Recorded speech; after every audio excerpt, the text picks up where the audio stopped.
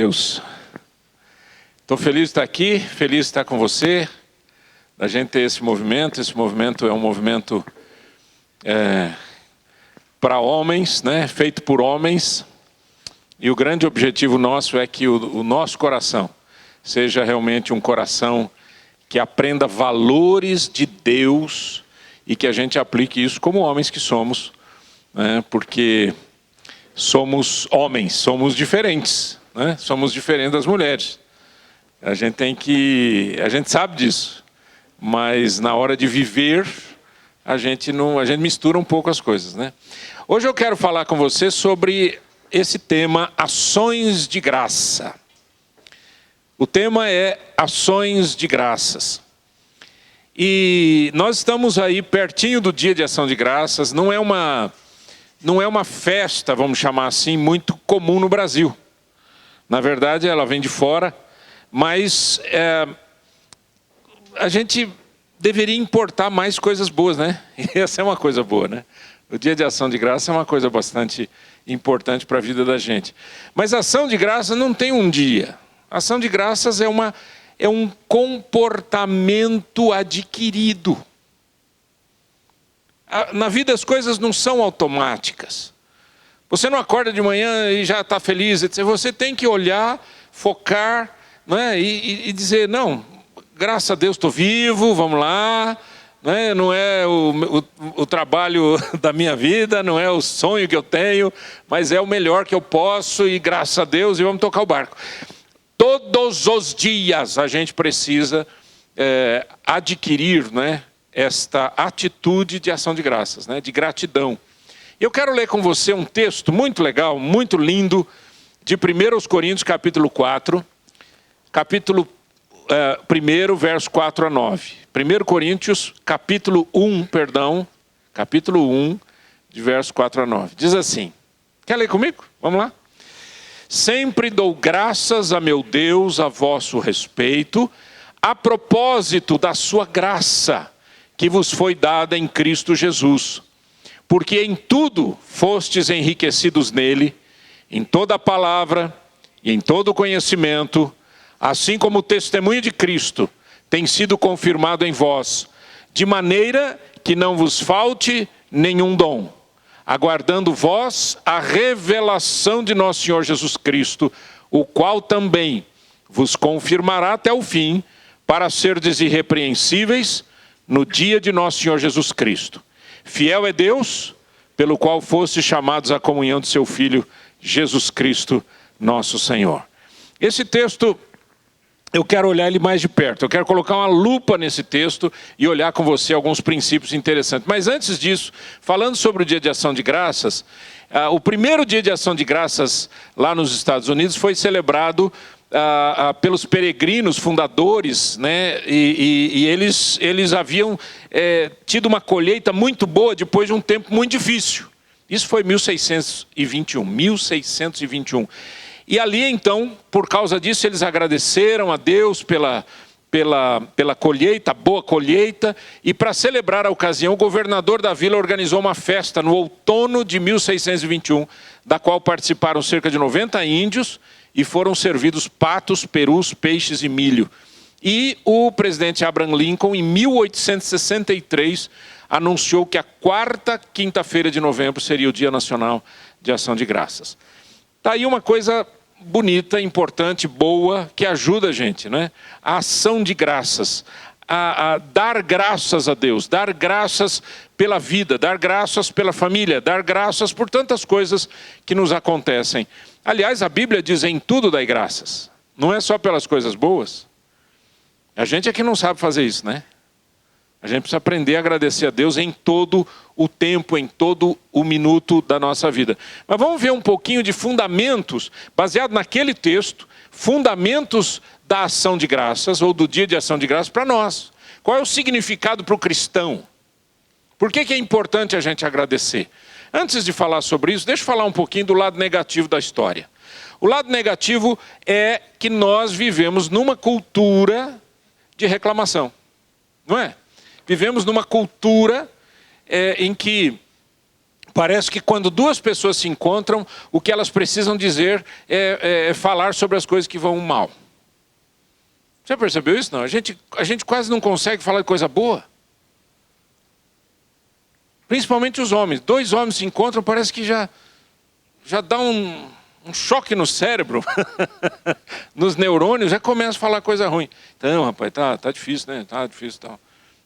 O outro também não quer ficar atrás, né? É verdade, tá difícil, a vida complicada. Complicado, né? Complicado. Frio, né? Frio. Calor, puxa, esse calor tá horrível. Eu não sei onde nós vamos parar. Não é assim? Nós vivemos numa cultura em que as pessoas não conseguem parar, uma olhar para a cara do outro e falar assim, bom dia, que dia maravilhoso. Aí a gente tem medo que as pessoas nos julguem que somos loucos. Nossa, o cara falando bom dia, tão feliz, por que você está feliz?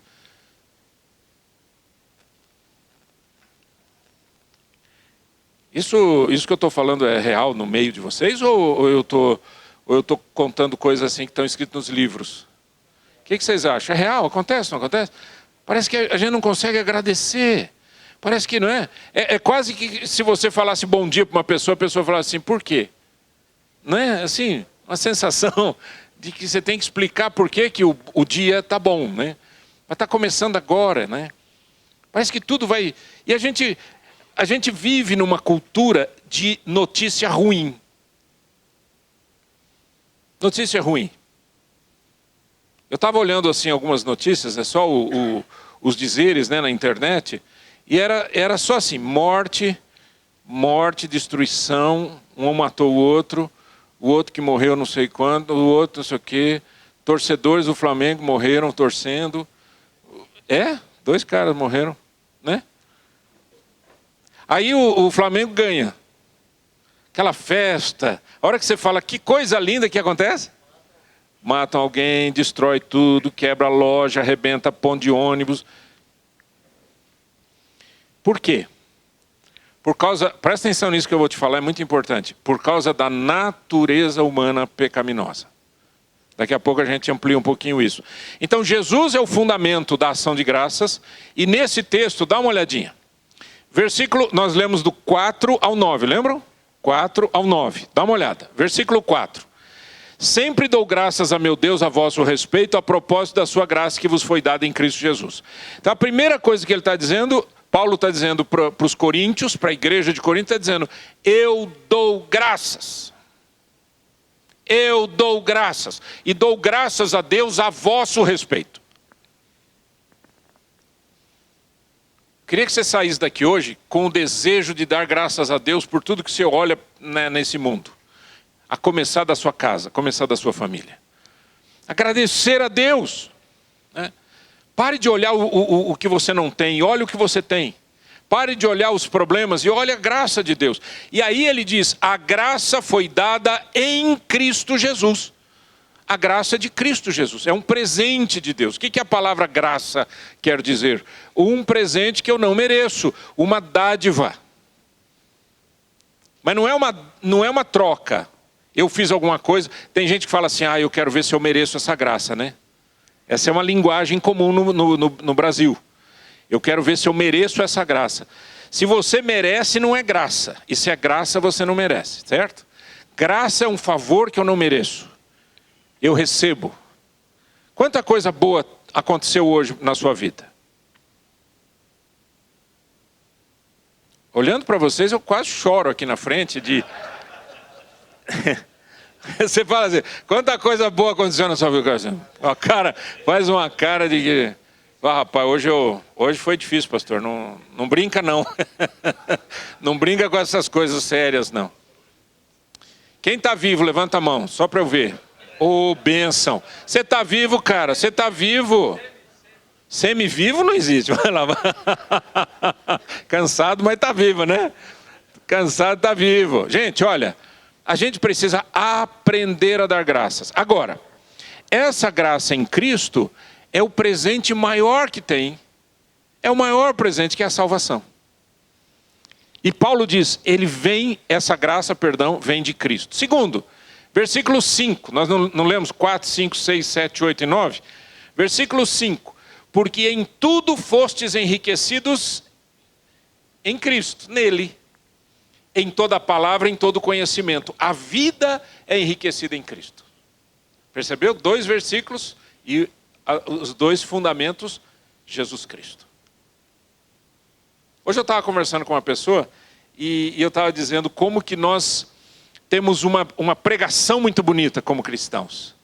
A gente fala das coisas de Deus, etc. Mas a gente fala das coisas de Deus, mas a gente não vive as coisas de Deus.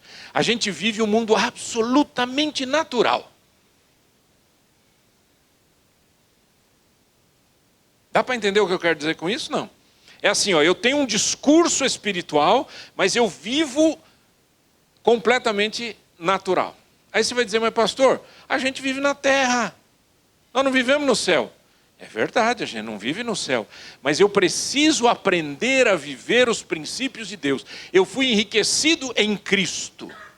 Já percebeu quando você está com um problema, a primeira coisa que você faz é procurar uma solução? Sim ou não? Mas você procura em Deus primeiro? Nem sempre. Certo? Nem sempre. A gente ora, a gente busca, a gente clama a Deus, a gente vai nas escrituras. Não, não faz isso. O que a gente faz? A gente procura uma solução humana e de preferência que não dê trabalho. Porque a gente não gosta de trabalho. A gente, né, tem que ter uma solução tranquila. E Paulo diz, a nossa vida foi enriquecida em Cristo. Na palavra, no conhecimento. Nós estamos aqui por causa, sabe de quem? Por causa de Jesus Cristo, pelo que Ele fez na cruz por nós. Certo ou não? Isso aqui não é uma reunião de homens, clube do bolinha, certo? Nós estamos reunidos por causa de Cristo, por causa da pessoa de Jesus. Versículo 6, lembra que a gente leu 4, 5, 6, 7, 8 e 9? No versículo 6, assim como o testemunho de Cristo tem sido confirmado em vós. Novamente, a base é Cristo. Você tira Cristo da igreja, sobra o quê? Não sobra nada, sobra uma associação de gente chata. Xarope. Obrigado por me lembrar. Mas é verdade. Se tira Cristo, o que fica? Fica um grupo, né, gente? Um grupo. E tem assim, tem a associação dos caras que gostam da árvore da esquina, a associação dos amigos da baleia e a associação dos religiosos da esquina. Você tirou Cristo da igreja, acabou a igreja. É uma ONG. Cristo é o centro. Por isso que ele é chamado de Alfa e Ômega. O princípio e o fim. Na nossa vida, Cristo tem que ser a base e o fundamento de todas as coisas. Versículo 7. De maneira que não vos falte nenhum dom, aguardando vós a revelação de nosso Senhor Jesus Cristo. 2 palavras sobre essa revelação do Senhor Jesus. A primeira palavra é quando o Senhor Jesus Cristo vai voltar. É sobre quando Jesus vai voltar, ok? Essa é uma mensagem que pouca gente hoje prega, já percebeu? Quando foi a última vez que você ouviu uma mensagem que fala sobre a volta de Cristo? Ou eu estou enganado? Faz um tempinho já? Na sua experiência, pode falar. Na sua experiência, faz um tempinho ou foi domingo agora? Não, faz um tempinho, né? Agora, por que faz um tempinho? Faz um tempinho porque nós estamos, desculpa a frase que eu vou falar, mas nós estamos comendo bola. Por que nós estamos comendo bola? Porque essa é uma realidade absolutamente real. Ah, mas está demorando. A Bíblia fala, demorar, espera. Pode demorar, mas não vai falhar. Jesus Cristo vai voltar. E ele não virá numa manjedoura. A Bíblia diz que todo olho o verá. Ele voltará. E essa é uma mensagem importante. E eu e você precisamos estar preparados para isso. Você está preparado para a volta de Cristo? Se ele voltar hoje à noite, você fala, amém, glória a Deus, Senhor, estou aqui por causa da tua graça, do teu amor, do teu poder, da tua salvação. Ou você vai dizer assim, Senhor, dá para esperar um minutinho só para eu fazer uma oração aqui para me arrepender?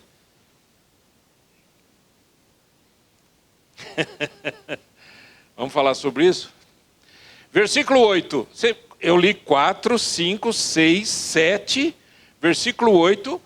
o qual também vos confirmará até o fim para serdes irrepreensíveis no dia do Senhor Jesus. Mas eu falei que ia falar sobre duas coisas sobre a revelação.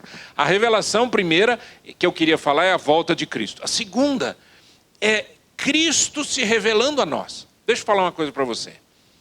Meu amigo, você não crê porque você é legal. Você crê porque Cristo se revelou a você. Não ouvi um amém, um glória a Deus, um aleluia, que legal, pastor. Vocês entenderam o que eu falei, não? Isso é graça. É Cristo se revelando a nós pela sua bondade e misericórdia. Não, pastor, ele não se revela para todo mundo? E todo mundo é cristão? Todo mundo crê no Senhor? Não. Se você crê, você agradeça a Deus por isso. Porque lhe foi dado esse presente. Você já parou para pensar nisso? Não. Não, né? Foi nos dado o presente de crer. Porque crer é uma dádiva. Ou você acha que é automático? Não é. Então no versículo 8, voltando, o qual também vos confirmará até o fim para seres irrepreensíveis no quê? No dia do Senhor Jesus Cristo. Como é que é chamado o dia do Senhor Jesus? O dia do julgamento. O dia em que o Senhor Jesus vai reunir o seu povo. O dia que o Senhor Jesus vai arrebatar a sua igreja. Estou falando de várias coisas, né? O dia que o Senhor Jesus vai no seu trono branco. Já ouviu falar do trono branco? É quando ele vai sentar com os cristãos e vai bater um papinho com a gente. Nós seremos julgados pelas nossas obras. Ninguém é salvo pelas obras. Mas uma vez salvo, você será julgado pelas suas obras. Estão acompanhando? Sim ou não? Versículo 9. Você está percebendo que todos os versículos falam de Jesus? Não? Fiel é Deus pelo qual foste chamados a quê? A comunhão de seu Filho Jesus Cristo nosso Senhor. Então qual que é a base da nossa fé? Jesus Cristo. A base da minha fé é a pessoa do Senhor Jesus. Tudo que Ele fez, que está escrito nas Escrituras, Ele deve ser exaltado, glorificado, adorado, e a Ele toda a honra, toda a glória, todo o louvor para todos sempre. Amém, e amém, e amém.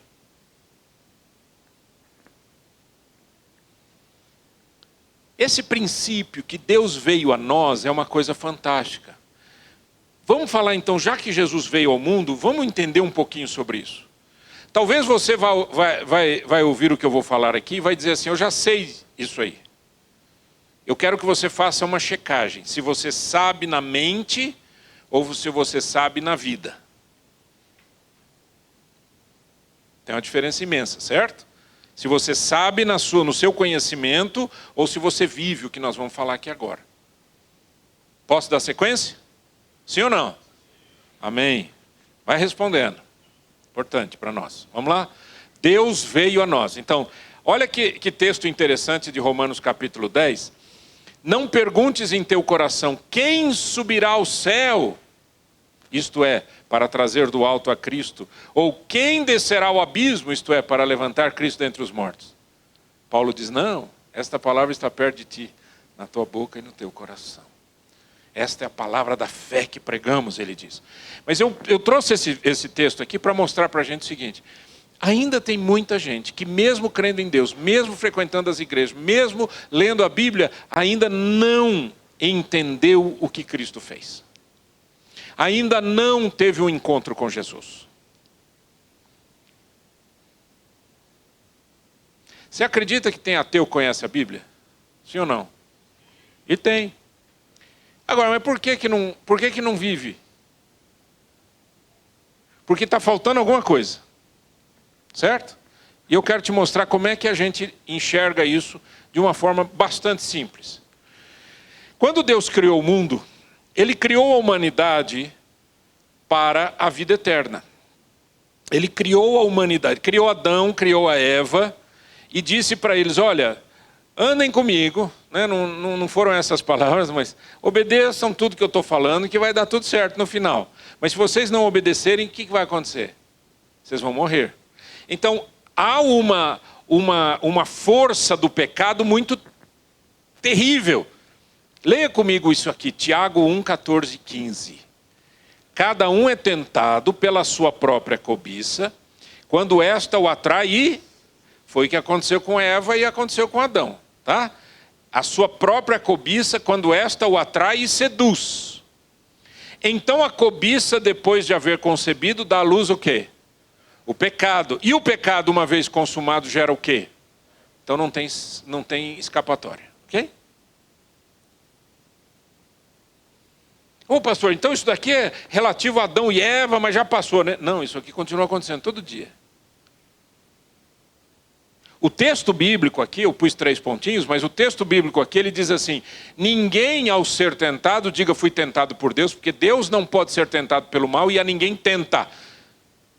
Aí ele diz, mas cada um é tentado pela sua própria cobiça, seu próprio desejo. Eu brinco com as pessoas, eu digo, olha, você não... Quando você errou, quando você fez essa coisa errada que você falou, você não estava assim, né? Nossa, eu estava ali orando, pastor, e tal, buscando a Deus, naquela maior comunhão com Deus, daqui a pouco passou uma menina, e aí eu já olhei para ela, e já cobicei, e 2 horas depois estava no motel com ela. Você conhece alguma história igual a essa? Não existe. Por quê? Porque isso é uma coisa que é alimentada. É alimentada, alimentada. Alimentado. É uma coisa que vai devagar, só que vai consumindo você. É isso que a tentação faz, né? Mas aí quando essa tentação, que é por causa do nosso próprio desejo, nossa própria cobiça, quando esta atrai e seduz, ela concebe, ela dá à luz o quê? Ao pecado, ao erro, à transgressão. E uma vez que isso acontece, há uma morte. Todo pecado leva para a morte. Todo pecado leva para a morte. Todo pecado... Guarda isso na sua mente. Ainda mais agora que nós estamos vivendo uma fase da sociedade em que as pessoas não acreditam mais nisso. Não acreditam, nem crente acredita mais nisso. Tá? Isso daqui já ficou para trás. Já. O povo está cansado da Bíblia, tá ou não está? Isso é Bíblia, é nada. O pastor vai lá, prega um texto da Bíblia, o cara fica olhando e fala, de novo. Eu quero uns negocinhos aí, fala aí, uns negocinhos diferentes. Não é assim? O povo está doido para coisa diferente. Aí os pastores estão até cedendo. Aí chama um psicólogo para dar uma palestra, chama um médico para dar uma palestra, chama não sei o quê. Daqui a pouco vai chamar o pai de santo para dar uma palestra, chama lá a feiticeira para dar uma palestra, para ensinar como é que segura marido, né? Aqueles negócios que tem no poste assim, triste no amor. Eu faço um trabalho aqui, né? Aí você vai dizer assim, ô pastor, não exagera. Querido, eu não estou exagerando, esse é o pior. O que eu quero dizer para você é o seguinte, que o pecado, a transgressão, ela nasce da cobiça do ser humano. Você está cansado da Bíblia. Você cansou da sua igreja. Cansou dos cânticos. O que sobra para você? Só sobra o quê? Sobra o desejo errado. Aquela coceira de fazer coisa errada. Só não tem outro jeito. Agora, anda com Deus para você ver. Você fica atento, você não quer saber da tentação, né? E tentação não é só mulher bonita. Conheço um monte de gente que largou a esposa por uma mulher horrorosa. Com todo o respeito, inclusive àqueles que estão nos assistindo pela internet. Horrorosa que eu quero dizer assim, muito mais feia do que a esposa. Aí você diz, mas o que aconteceu? O que aconteceu é simples, gente. Tentação não escolhe, não tem cara, não tem olho azul, verde, amarelo, preto, não tem cor. Não... Tentação é tentação. Ela rodou em você, você aceitou. Né? Foi Martinho Lutero que disse, né? Você não pode impedir um pássaro sobrevoar a sua cabeça, mas você pode impedir que ele faça ninho na sua cabeça. Quer dizer, nós vivemos num mundo cheio de tentações, mas a questão é, você quer? Se você quer, você vai fazer. Você já percebeu isso? Não. O cara quer, ele até vai no tranco e barranco, mas ele vai fazer. Porque a cobiça é a responsável. Então volta aqui. Quando Deus criou o mundo, Ele criou a humanidade para viver eternamente. Mas o pecado, a transgressão de Adão e Eva, levaram-nos para um novo patamar. Mas um patamar muito pior, que é um patamar que leva para a morte. Deus e vida, sinônimos. Pecado e morte, sinônimos. Onde que você acha que a humanidade está caminhando? Na faixa de cima ou na faixa de baixo? Na de baixo. A humanidade caminha aqui, mas o mais interessante é que a humanidade caminha para a morte achando que vai encontrar vida. Olha aqui para mim. Olha aqui para os meus olhos azuis. Dá uma olhada. Deixa eu dizer uma coisa para você. Se você sair de Curitiba com destino de Salvador, na Bahia, você vai pegar a estrada que vai para o sul? Por quê? Toda estrada leva para todo lugar. Então por que para Deus é assim? Por que as pessoas dizem que todo caminho leva para Deus? Por que as pessoas dizem que todo caminho é bom? Não é. É simples assim. Não é no mundo físico, não é no mundo natural, não é no mundo geográfico, não é no mundo espiritual. Então o que acaba acontecendo? Eu tenho aqui dois estados espirituais. Um estado anterior à queda de Adão e Eva, né? Anterior ao pecado deles, e o estado atual. E o que é que eu tenho aqui no meio? Um abismo de separação. Querido, olha aqui para mim. Há um abismo espiritual entre o ser humano e Deus.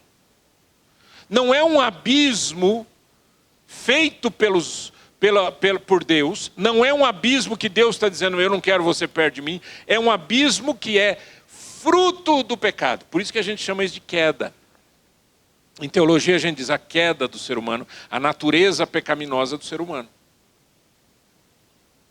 Aí você olha isso aqui e diz assim, puxa vida, pastor, saí de casa hoje para ouvir uma palavra legal e tal, e você me traz uma mensagem que eu já ouvi tantas vezes que eu não sei. Olha, desde criança eu ouço isso. Não tem problema a gente ouvir várias vezes, tem problema? Mas o problema não é ouvir várias vezes, o problema é o seguinte, eu estou vivendo o que Deus tem para mim ou eu estou vivendo enganado? Quem vive indo para a morte, achando que vai chegar no céu, está enganado. E o engano está em todo lugar. Queridos, eu nunca ouvi sobre tantos suicídios como eu tenho ouvido atualmente. Jovens, pulando de prédio. Essa semana o cara, já fiquei sabendo, falando, e onde é que estava? Estava no banheiro, se enforcou. Botou não sei aonde que pendurou, se enforcou. Está acontecendo direto, em todos os países. Por quê? Porque a pessoa acredita, ela está enganada pelo seu próprio coração. Ela acredita que se ela der fim ao seu sofrimento, ela vai morar nos braços de Deus. Agora, por favor, entenda o que eu vou te falar. Eu não estou dizendo que todo caso é igual, tá certo? Existem casos que são psiquiátricos, casos que são de enfermidade, casos que, nossa, tem muitos problemas nisso. Mas o que eu quero mostrar é o quanto as pessoas vivem enganadas. Vivem enganadas e se enganando. Então não tem vida na família, não tem vida nos relacionamentos, não tem vida no matrimônio, não tem vida nos relacionamentos com a família, não tem vida na sua vida profissional, não tem vida. É um morto que caminha igual um zumbi. Né? Aquela ideia de o cara morreu, mas continua andando, né? Estão acompanhando, queridos? Faz um esforçozinho. Faz um esforçozinho. Afasta aquela digestão da pizza. Certo? Presta atenção. Se você já entregou sua vida a Cristo, eu dou glória a Deus. Se você não entregou, hoje é o dia. E se você já entregou, aprenda a ensinar para os outros. Eu costumo dizer, e vou continuar dizendo o resto da minha vida, que sabe quando você consegue ensinar. Enquanto isso, não faz sentido. Então veja, se há um abismo, a pergunta é, o que acontece? Como é que a gente resolve esse problema? A gente não resolve. Quem resolveu foi Jesus. Leia comigo em voz alta, Gálatas 4, 4 e 5.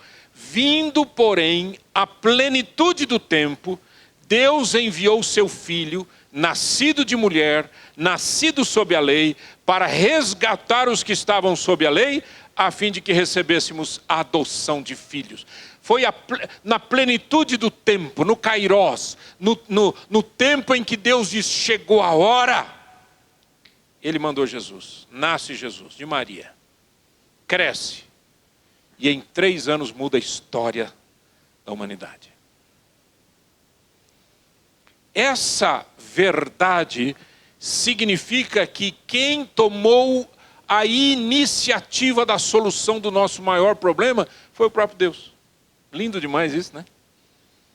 Por quê? Porque a nossa iniciativa é pobre. Aqui, ó. É um desenhozinho aí, parece um jacaré, mas na verdade é uma ponte. É uma ponte de madeira absolutamente inadequada. O que eu quero mostrar é que as pessoas que estão aqui querem vir para cá. As pessoas que estão aqui caminhando para a morte, querem caminhar para a vida, mas elas acham que elas podem fazer isso sem Deus. É interessante isso, né? Eu quero chegar a Deus, mas sozinho. Através do quê? Da minha fé, da minha religião. Quanto que eu já ouvi isso, né? Eu pergunto às vezes, eu já perguntei tanto isso. Você já entregou sua vida para Cristo? Pastor, eu sou presbiteriano. Foi isso que eu perguntei. Pastor, eu sou batista. Ih, pastor, eu sou pentecostal, nasci na igreja. Poxa, que bacana que você nasceu na igreja. Então eu vou perguntar de novo, porque você talvez não deva ter entendido. Você já entregou sua vida a Cristo? Eu sou católico. Eu vou perguntar de novo, porque, né, às vezes, sei lá, passa um passarinho e tal, tira um pouco a atenção. Você já entregou a sua vida a Cristo? Porque se você não entregou a sua vida a Cristo, sua religião não serve para nada. Suas meditações não servem para nada. As suas boas obras só fazem boas obras terrenas. E o seu bom comportamento é apenas um homem bonzinho na terra.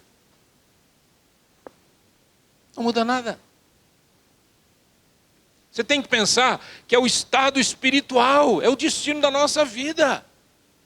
Essa semana todos nós tivemos a triste notícia, né, do Gugu Liberato. Gente, ele subiu no sótão, lá na casa dele, né, lá naquelas casas dos Estados Unidos, etc. É diferente.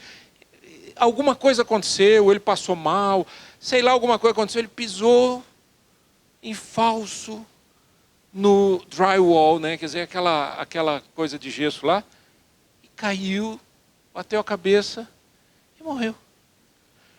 A rapidez com que isso aconteceu é assustador, não é assustador? É época de Natal, gente. 3 filhos, a esposa lá, aquele susto. Você já ouviu o som de uma pessoa caindo no chão? É um barulho horroroso. Você não esquece aquele som. Pum, acabou. Acabou a vida do cara. 60 anos de idade. 1 ano mais novo que eu. Eu fiquei pensando, eu falei, gente, que rapidez. Agora, o pior não é isso. O pior é o seguinte, é o cara morrer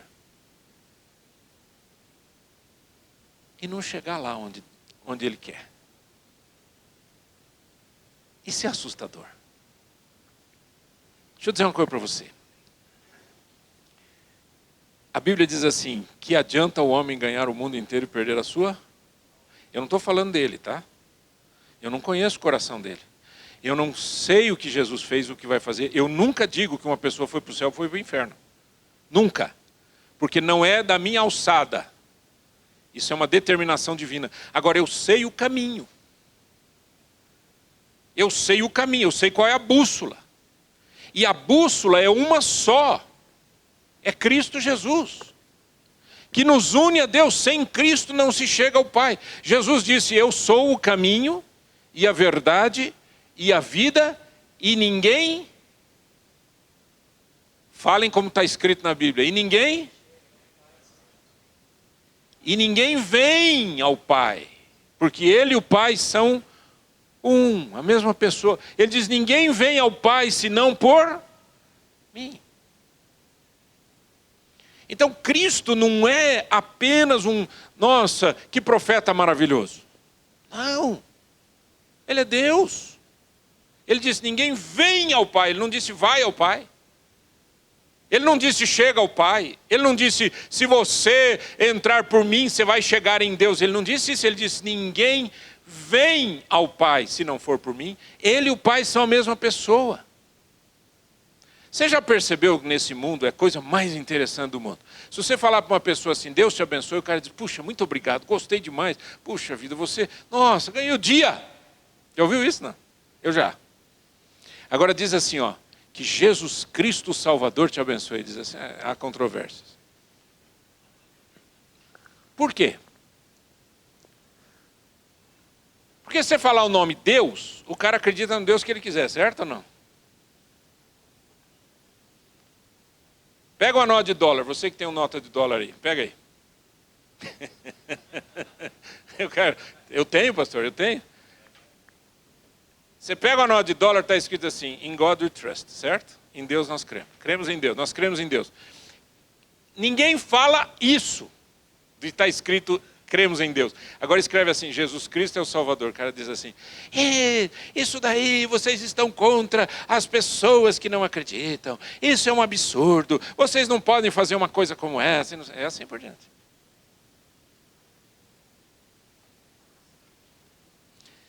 Então entenda uma coisa, a humanidade está enganada, a humanidade está vivendo achando que tem Deus e não tem, porque se você não tem Jesus, a Bíblia diz, quem tem o Filho tem a vida, quem não tem o Filho de Deus não tem a vida.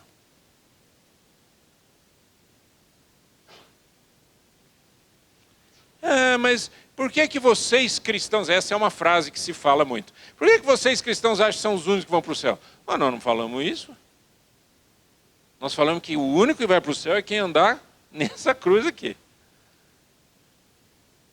O único que vai para o céu é aquele que sai desse engano da morte e caminha pelo caminho que é Jesus e passa a ter vida eterna. Esse é o único. Então não é o cristão, ou isso, ou igreja tal, ou pastor. Não. Deve ter um monte de pastor perdido. Missionário perdido sem Deus. Ei, não se engane não, gente. Título não faz a vida espiritual. É Cristo que faz a diferença na vida de uma pessoa. E enquanto eu não entendo isso, eu não entendo esse texto de Atos 4, 11 e 12. Este Jesus é a pedra rejeitada por vós, os construtores. Rejeitada, Cristo é rejeitado. A qual pedra se tornou a pedra angular. Sabe o que é pedra angular, né? Na construção é aquela fundamental, né?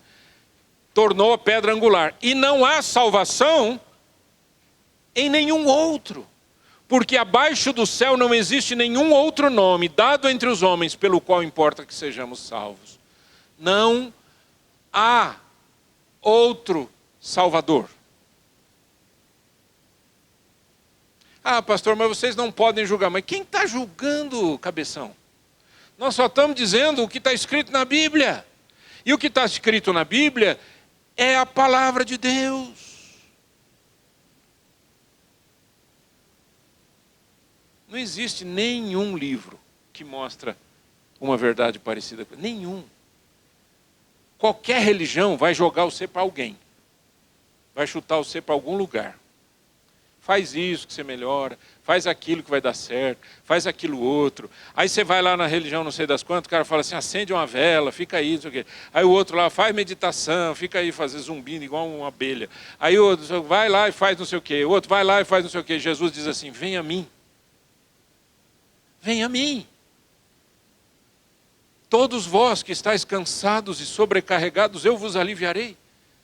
Tomai sobre vós o meu jugo e aprendei de mim, porque sou manso e humilde de coração, e descanso encontrareis para as vossas almas, porque o meu jugo é suave e o meu fardo é leve. Jesus é o único que convida, que atrai, porque ele sabe que é o único que pode nos salvar.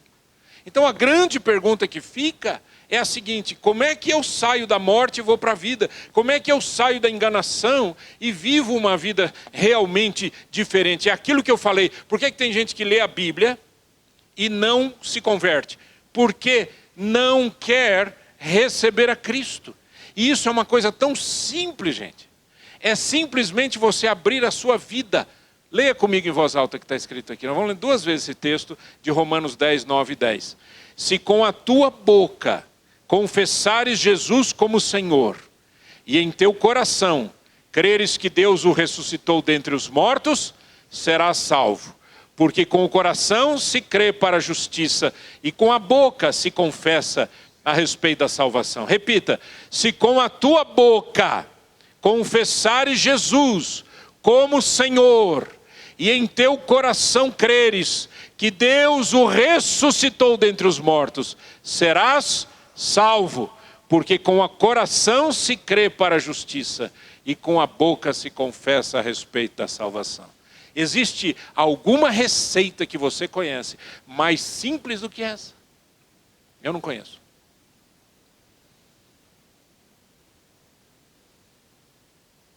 A Bíblia diz que a fé vem pelo ouvir, e ouvir da palavra de Deus. Quando a gente ouve a palavra, e a gente recebe essa palavra, ela entra dentro do coração. Quando ela entra dentro do coração, eu creio. E quando eu creio, a única coisa que me falta é o quê? Confessar com a boca. Olha aqui para mim. Eu quero terminar agora. Vou fazer uma perguntinha para você. Você já confessou com a sua boca que Jesus é o Senhor? E creu no seu coração que Jesus foi ressuscitado dentre os mortos pelo poder de Deus? Se você fez essa oração, amém. Se você não fez, eu quero orar com você agora. O que você acha?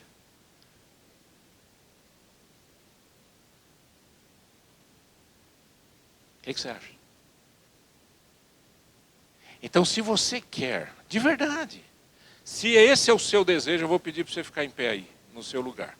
Se você ainda não tomou essa decisão de confessar com a sua boca e crer no coração, para passar aquele abismo por causa de Jesus e entender que só através de Cristo a gente tem vida.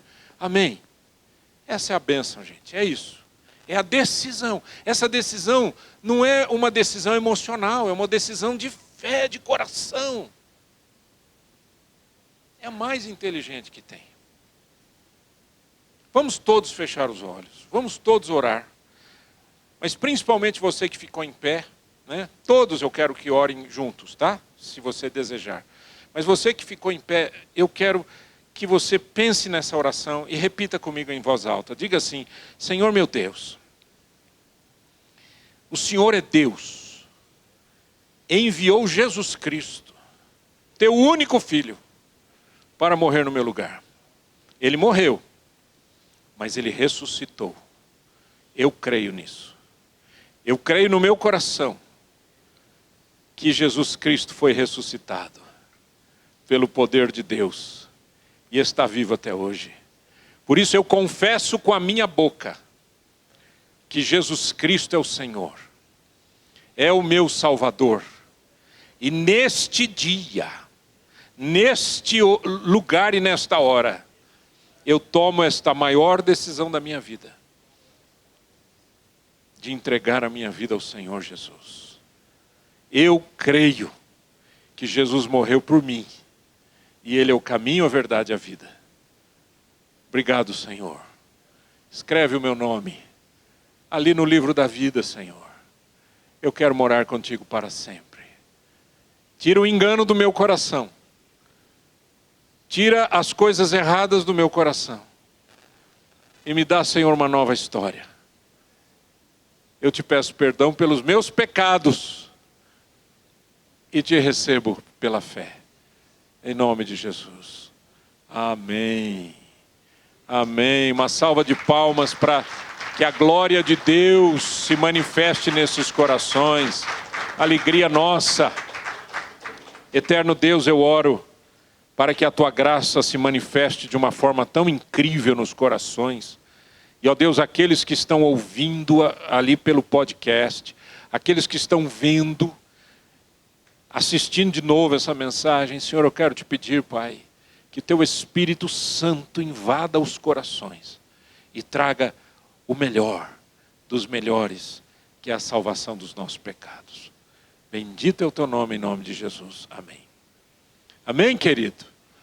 Glória a Jesus. Esse é o movimento Palavra de Homem. Fique sempre com a gente. palavradehomem.com. Deus abençoe. Dê um abraço apertado nas pessoas que estão pertinho de você. E que Deus nos guarde. Uma boa semana.